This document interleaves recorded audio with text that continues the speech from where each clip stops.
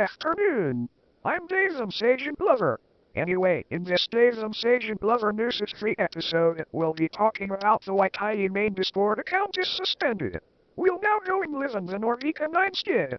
Thank you. As you can see, Discord accounts can be suspended for a variety of reasons, usually related to violations of Discord's community guidelines or terms of service.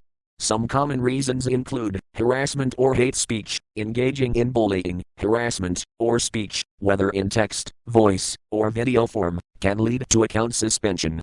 Discord takes reports of such behavior seriously. Spamming, excessive or malicious, including sending unsolicited messages, participating in server raids, or using bots to flood channels, can result in suspension. Sharing inappropriate content, posting or sharing content that is illegal, explicit, or otherwise against Discord's policies, such as child exploitation, graphic violence, or MSAgent content in inappropriate spaces, is a severe violation. Impersonation, pretending to be someone else, whether another user or an official figure, to deceive others can lead to your account being suspended. Cheating in games, promoting, distributing, or using cheats, hacks, or exploits in games connected to Discord can result in account suspension. Scams and fraud, involvement in scams, phishing, or other fraudulent activities on the platform can lead to a ban. Underage users, Discord requires users to be at least 13 years old, or older, depending on the region. Accounts of users found to be underage are suspended to comply with legal regulations. Multiple violations, accumulating multiple violations or continuing to engage in behavior after receiving warnings or temporary bans can lead to permanent suspension. If your Discord account was suspended, you would typically receive an email explaining the reason. If you believe the suspension was a mistake, you can appeal to Discord's support team by following the instructions provided in that email. But hey, at least Yellowy make a new one. If you don't who did this, then let me know in the comments or Dave's Discord server. Back to you, Dave. Thank you, Norbert. Anyway, let's talking about what happened to the Paint 3D. Paint 3D isn't exactly shutting down, but its development and prominence have been significantly reduced.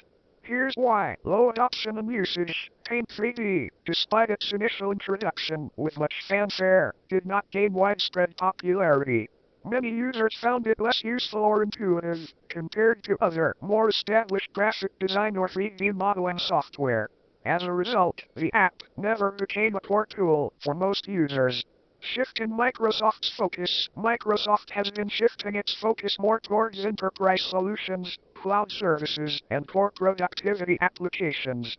As part of this shift, less emphasis has been placed on consumer-focused apps like Paint 3D, which are not central to Microsoft's current strategic goals. Windows 11 changes. With the release of Windows 11, Microsoft decided to streamline its suite of built-in apps.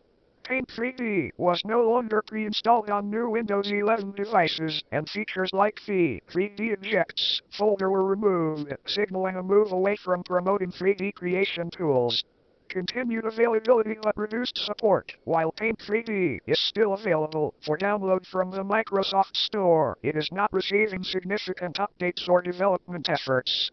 This indicates that while the app isn't being entirely discontinued, it's being deprioritized by Microsoft.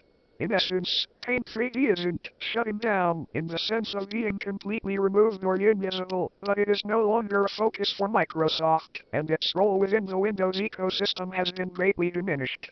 Well, Paint 3D will be shut down on November 4th, 2024.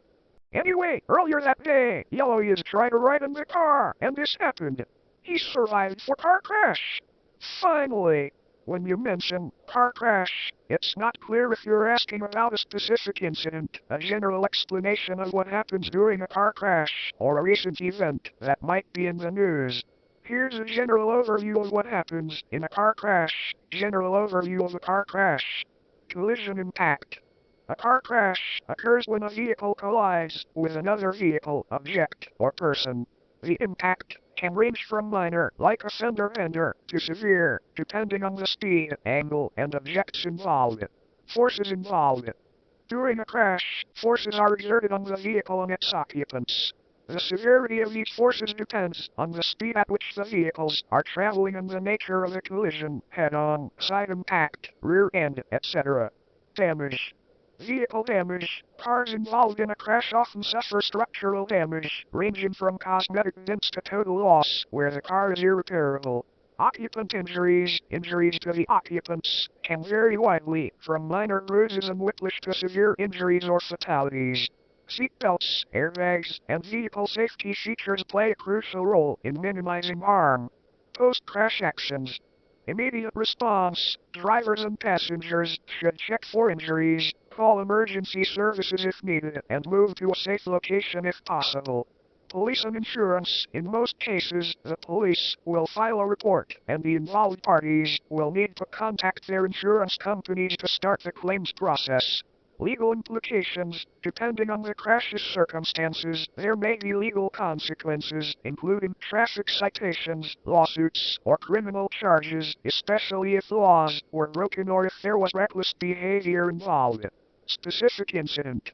If you are referring to a specific car crash that happened recently or in the past, you would need to provide more details, such as the location, date, or individuals involved, for a more accurate and detailed explanation.